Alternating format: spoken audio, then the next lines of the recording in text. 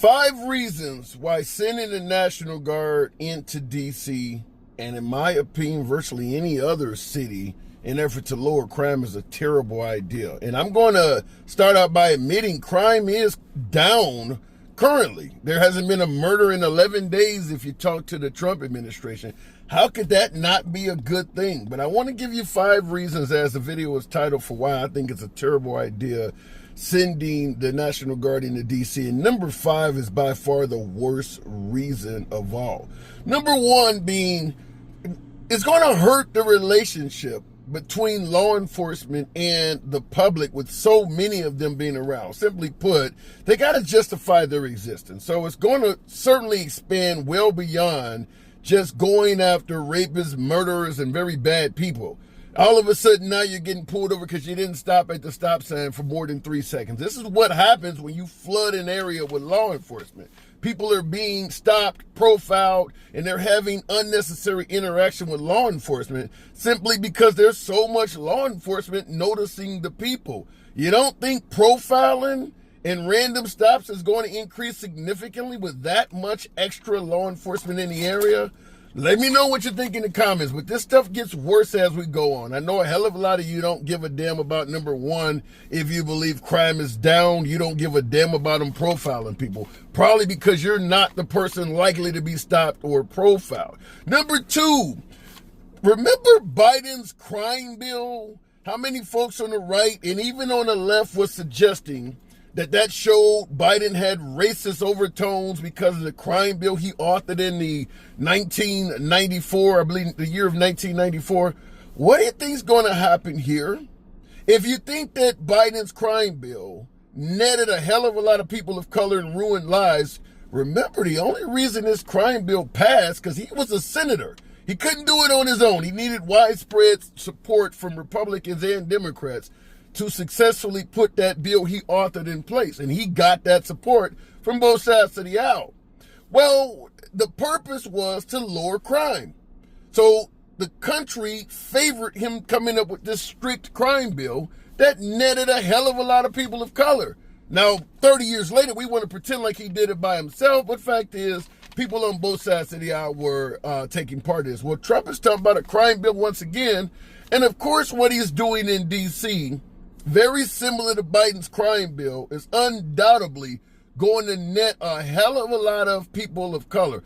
In addition to doing it in a city that's majority African American, talking about imposing a crime bill, he's also now stated he's going to get rid of cashless bail. Now, getting rid of cashless bail only does one thing. It guarantees the arrestees that are impoverished are more likely to spend time behind bars than those who have money. If you arrest me and my bail is $500, I don't want to pay it, but I could come up with it to keep my ass out of jail. But some guy that's homeless on the street cannot. So the only reason, considering we both have done the same crime, that I'm out and he's not, is I happen to have a little bit of money in my pocket. So cashless bail is not done necessarily just from an aspect of lowering crime. It's done as an attack on the impoverished.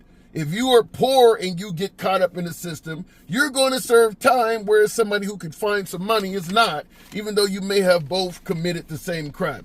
Obviously, it goes without saying, the most impoverished citizens of D.C. are likely people of color. So absolutely what he's doing in D.C., just like the Biden crime bill people want to bring up, it's going to net a whole lot of black folks. If you want to call it racist, if you want to say it's not, that's between you and the comments. But there is no doubt what he is doing in D.C. is going to net primarily folks that are of color. Number 3, it doesn't address the root cause of crime. Now, the goal is to bring down crime, but crime happens for a reason. Go find a career criminal and give him a successful rap career where he's making a ton of money and he doesn't commit crimes anymore. There's a hell of a lot of hip-hop artists out there from Jay-Z on down that has a history of criminality. Ice-T, from Law and Order fame, often suggests that he was a career criminal before Hollywood and hip-hop music came knocking. He's not committing crimes anymore. The root cause of crime is often poverty. So if you're doing absolutely nothing in DC to curtail poverty, to bring jobs, to increase wages, to provide additional housing, then why would the crime go away? And that's going to turn into my next number 4 cause on the reason why I say 5 reasons why this is a terrible idea. If you don't address the root cause of what's causing crime, number 4 being it's only temporary what he's doing. In other words, he's going to reduce crime while the additional police force and badges are in town. But because he's done nothing to address the root cause of poverty, the moment he withdraws all of this extra law enforcement and support, the crime is going to come back. Because you didn't do anything to prevent why it was going on in the beginning. You're not creating jobs, you're not raising wages, you're not creating housing, which they have a ton of homeless in DC. Well, they're homeless for a reason. What are you doing to address the reason? Just bringing the cops in and sweeping them under the rug is not going to do a damn thing for anyone. And that's why I state it's only temporary. What's happening, because Trump is bragging that since he's been doing this, there hasn't been a murder in DC in 11 days. You haven't heard him bragging about arresting murderers, have you? You haven't heard him bragging about arresting career criminals and Class A felons, have you? Well, that means they're laying low. That's all that means. You sent in an additional police force, and the folks who would be committing crimes, everything from stealing copper to stealing your damn life, they're just laying low. That's all that is. Very similar to when we occupied the nation of Afghanistan. The Taliban suddenly stopped oppressing women. They just laid low. Now that we have withdrew our service personnel from Afghanistan, guess what they're doing again? All of the same shit they were doing before we came there. Because you didn't address the root cause of why it was happening to begin with. And that's the same thing's going to happen in D.C. Once the occupation is over, all of the criminals that are laying low. If I got a beef with you as a gangbanger, you think while the military is there, I don't still hate your ass? I just don't want to do anything because I don't want to get caught. The minute they go away, I'm coming back and we're going to finish the beef. Do you hear him arresting a whole bunch of gangbangers, a whole bunch of murderers? No, because they're laying low. So this is only a temporary solution. And you do hear them bragging about how many arrests they have made. Last I heard, they've made 400 arrests. And Tom Homan, Trump's border czar, openly admitted that over half their arrests are immigration related. So the idea that you're bringing down crime by arresting somebody who came in the country illegally back in 1990, that's not what people think of when you suggest you're bringing down crime. We're talking about purse snatchings, muggings, robberies, murders. These aren't those type of people. This is not who you are arresting. You're arresting immigration violations. And by the way, when they say 400 arrests, they were able to get Tom Homan to admit that. But some of this could also include driving on a suspended license. That's an arrest. Maybe you got a speeding ticket and you didn't show up for court to answer the ticket. Or they put a bench warrant out for you. That's an arrest. These arrests could be any damn thing. But you notice the Trump administration is not bragging on what types of arrests they are. They're just coming up with arrests. Last but not least, and this one I told you, this is the most important one. Playing politics. Playing politics. I'm not going to deny that while Trump is doing what he's doing in D.C., crime is down. As I stated before, it's only temporary because he hasn't addressed the root causes, and when they leave, the crime's going to go back up. But while they're there, crime is down. Why do I say it's playing politics? Because you can hear how he is speaking. It is done to stick it to the liberals. Fact is, 7 states sent National Guard members to D.C. And many of those states have an actual city within that state that is actually more violent, has a higher crime rate than D.C. itself.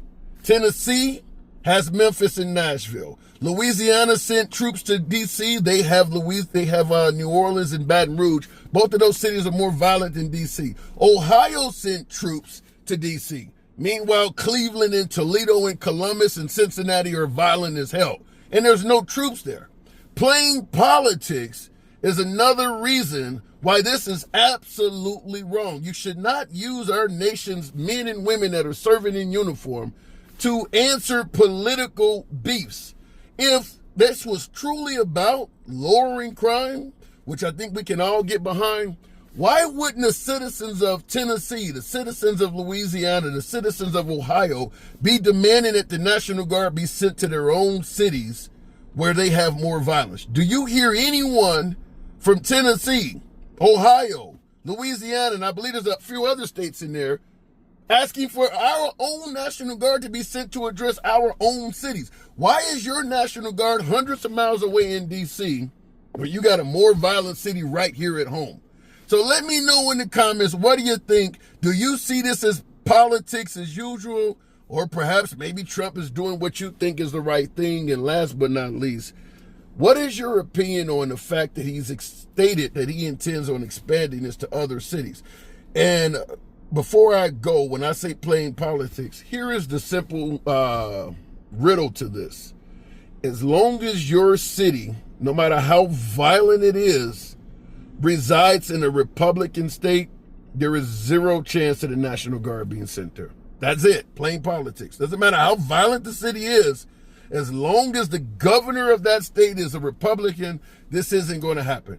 Now, fact is, all violent cities, when it comes to the top 20, 30 largest cities, they're going to all be Democrat ran. Most big cities are ran by Democrats. So it might be a Democrat city, but as long as it is in a Republican state, doesn't matter how violent it is, Trump is not going to send the National Guard there. Playing politics with our men and women in uniform. Let me know what you think. As always, feel free to smash that like button. Subscribe to the damn channel. See you in the next video.